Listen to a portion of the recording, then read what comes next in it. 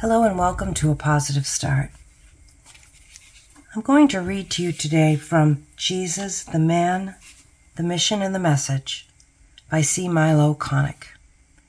This book looks old and beat up because I got it back in college. And when I bought it in college, it was a used book. So it's been around.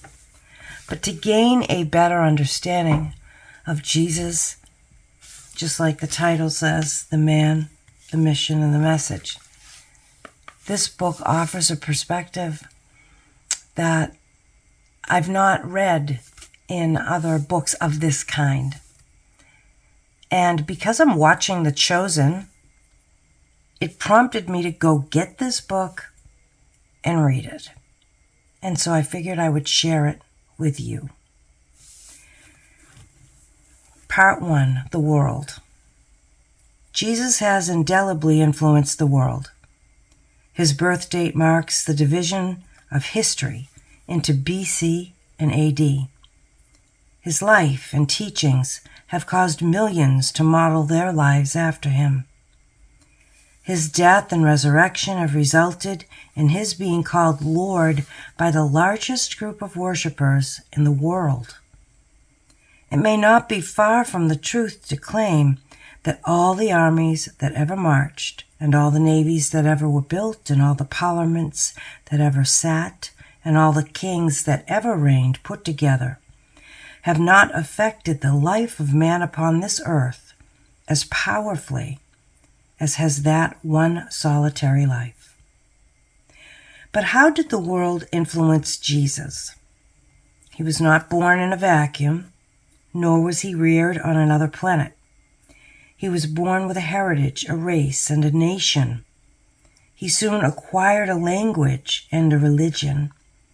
He grew up in a large family, worked in a carpenter's shop, attended synagogue and temple services, joined in wedding festivities, and paid taxes to Caesar.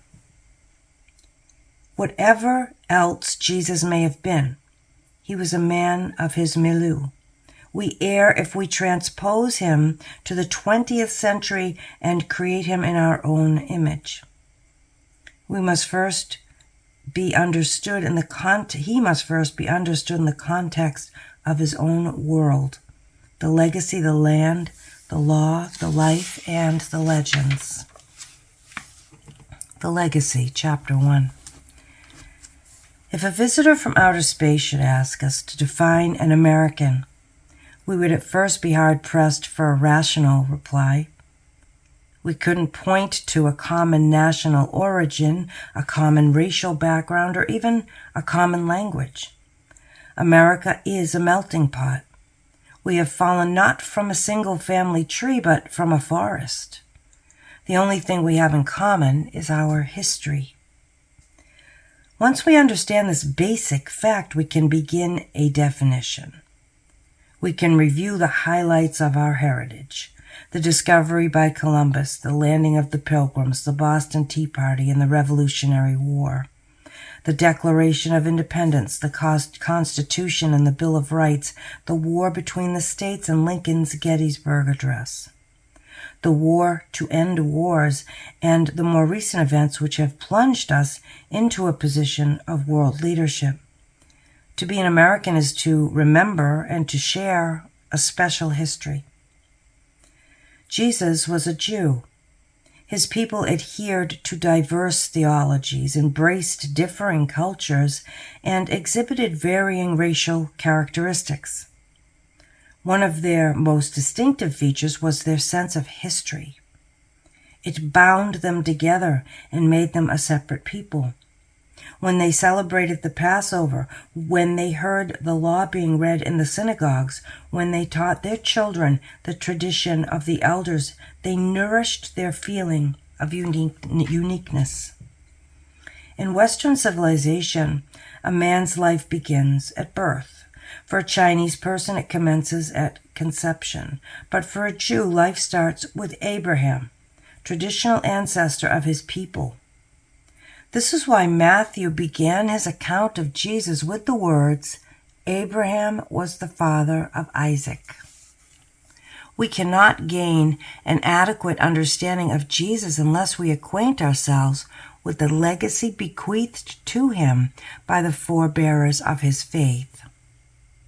Patriarchs. Abraham was not a Jew. He was a Semite.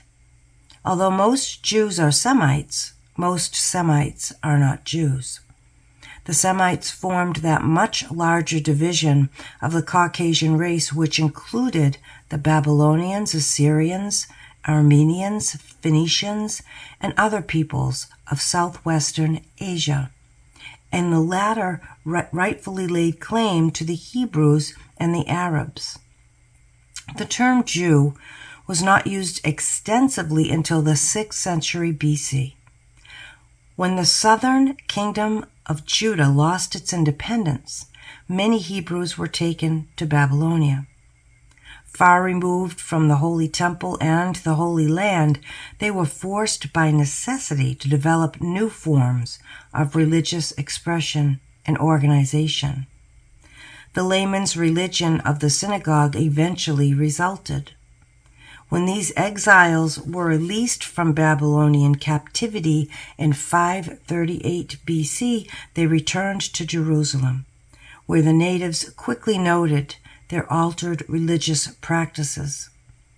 Since the released exiles had originally come from Judah, they were called Jews. Henceforth, Jew specified a man's religious commitment. Abraham, the Semite, came to be regarded as the father of the Hebrews. At the prompting of the Lord, he migrated from Mesopotamia to the land of Canaan, about the turn of the 19th century BC.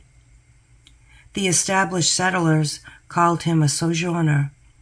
He was one of the Hyburo, those by no means exclusively Semitic gypsies who lived a nomadic life on the periphery of society. He stopped first at Shechem, but soon moved on to greener pastures. With his family and flocks, he wandered through the thinly settled hill country until he reached the plain of Mamre, near Hebron. Famine finally forced the Abraham clan, to take refuge in Egypt. In order to save his own skin, Abraham suggested to his wife that he misrepresent her as his sister.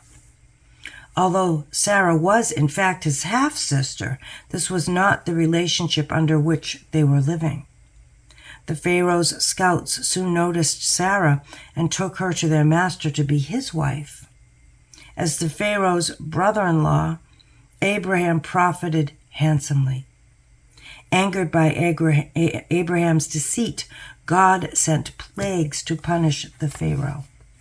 The Pharaoh eventually got the point and sent Abraham away with his wife and all that he had. After the clan had returned to Canaan, a dispute arose between the herdsmen of Abraham and the herdsmen of his nephew, Lot. The incident portrays a remarkable facet of Abraham's faith. He believed in a purely partisan God, one who promised the patriarch, "I will bless those who bless you, and him who curses you I will curse." Genesis 12:3. Since Abraham believed that the Egyptians were beyond the pale of providence, he felt he could lie to the Pharaoh with impunity. However, when it came to dealing with his clansmen, Abraham's obligations were stringent. In a burst of generosity, he summoned Lot and said, "Let there be no strife between you and me, for we are kinsmen. Is not the whole land before you? Separate yourself from me. If you take the left hand, then I will go to the right. If you take the right hand, then I will go to the left." Genesis 13:8-9. We should not assume that Abraham lived by the 10 Commandments and the Sermon on the Mount, since these lofty revelations of God's commands and character had not yet been made. Judged by modern standards, Abraham was a liar, a cheat, and a bigamist. He was motivated by religious and racial bigotry. His picture of providence was so parochial that it prompted him to think he could change the mind of God.